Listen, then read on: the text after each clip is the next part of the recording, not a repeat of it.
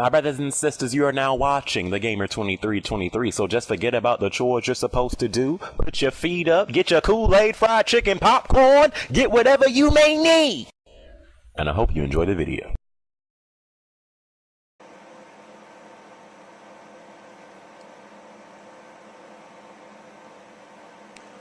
Sorry, I keep on thinking about Halo 4.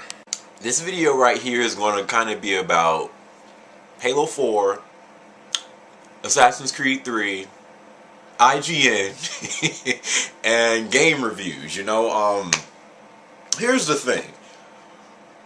When it comes to IGN, a lot of people can't stand them, you know, because of, you know, just how they do their reviews, you know. So, Assassin's Creed comes out October 30th. It comes out, you know. IGN reviews Assassin's Creed 3. They give it an 8.5. People are pissed off. They're like, dude, what? No, this is not, no. OMG, IGN, are you kidding me? You always give Call of Duty high scores every single year, but yet when Assassin's Creed try something new, you disrespect them by giving them a 8.5? And dude, you just see wave after wave of comments pissed off, like, how can you give this game an 8 Are you kidding me, IGN? And I'm just sitting at my computer like,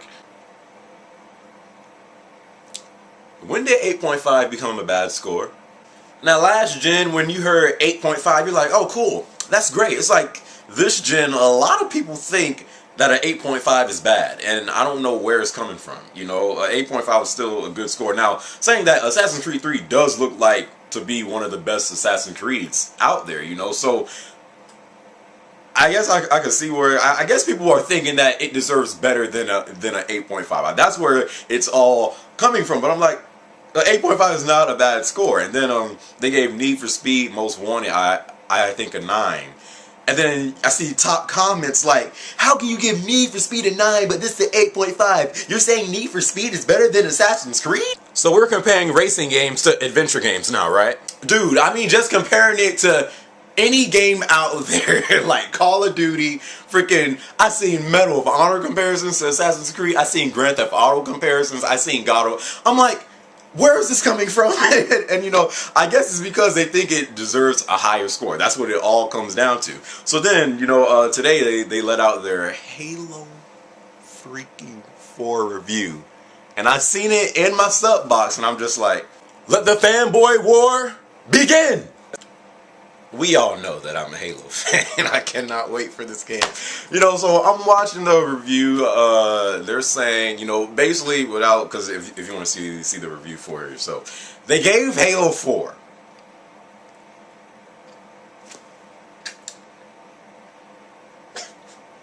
they gave this junk a 9.8. I'm just like, dude, this game.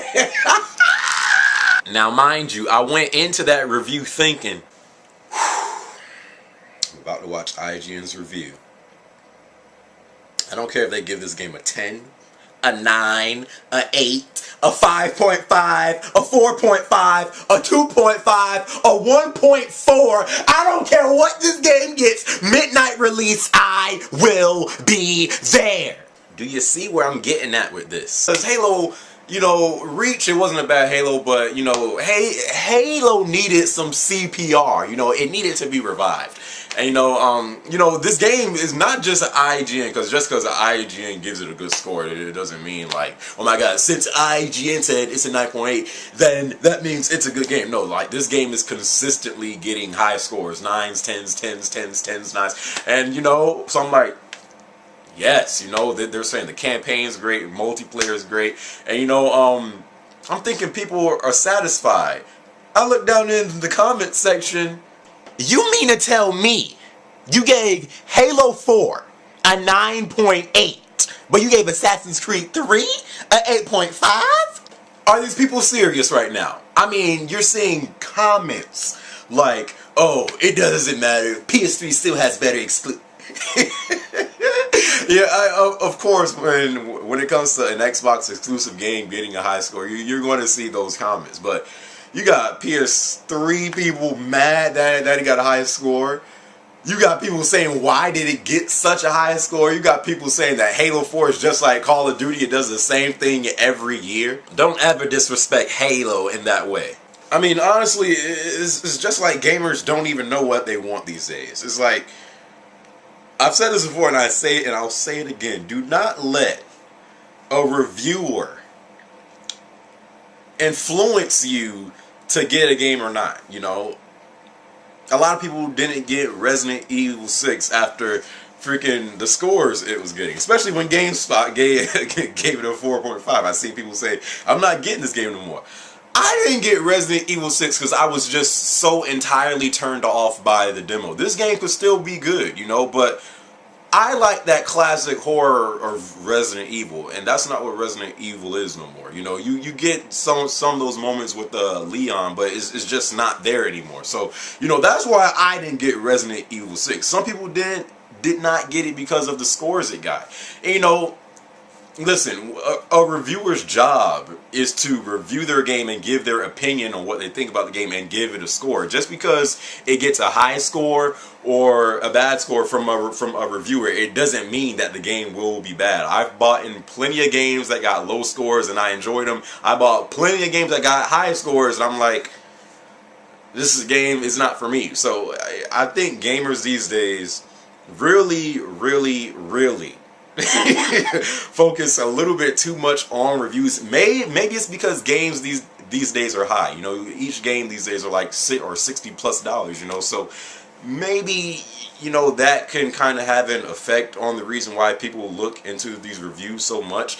But when you're deciding to buy a game, do not let just a simple review make the decision if you're getting the game or not. You know, that's what I'm trying to say, because it's just some of the comments that I'm saying, I'm like, I don't even know what to say, you know. So saying that, that's all I had to say. Halo 4 got a 9.8. I don't remember the last time IGN gave I think the last time I remember IGN giving out a 10 to a game was Uncharted 3. That game got a 10. You know, now there probably was a game after that that got a 10, but that's the last one that I remember. You know, IGNs don't really give out 9.8s that often. So Halo 4, it's looking good. Assassin's Creed 3, I'm sure that's great. I'm going to get it. Some people have been asking me, am I going to get it? Yeah, I'm getting that. But I might have to get Brotherhood and Revelations because I haven't played Assassin's Creed since 2. So I don't know. But saying that, gamers, buy what games you want to buy.